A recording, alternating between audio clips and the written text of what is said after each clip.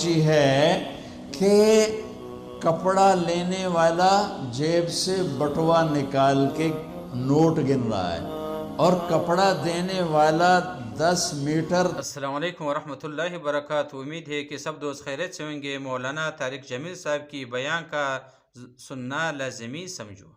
है लुकमा यहाँ है, मक्खन का पेड़ा ऐसे है और रोटी यूं तवे पे जा रही है और ये हल चल रहा है और यहाँ से यूं वो अपने पानी का राह बदल रहा है।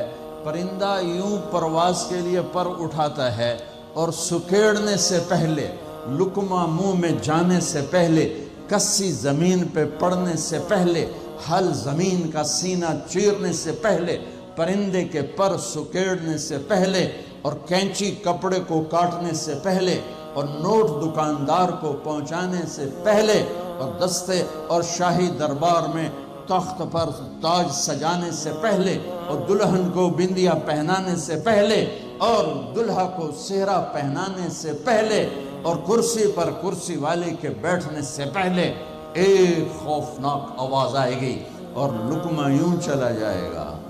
माँ इधर गिरेगी, बच्चा इधर गिरेगा, मक्खन का पेड़ा इधर जाएगा, बर्तन वहां जाएगा, कस्सी इधर गिरेगी, पानी उधर जाएगा, परिंदा यूं ऊपर नहीं उठेगा, वो नीचे गिरेगा, तख्त शाही उल्टा दिया जाएगा, सेहरे बिखर जाएंगे, फूल मुरझा जाएंगे, नगमे नौहे में तब्दील हो जाएंगे। जिंदगी मौत का खौफनाक पंजा अपने गर्दन के ऊपर महसूस करेगी।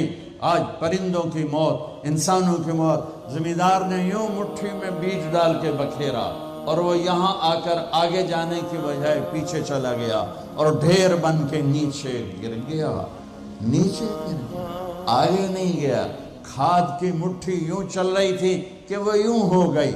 हल यूं चल रहा था, हल इधर गिरा, बैल उधर भागा, जमींदार इधर गिर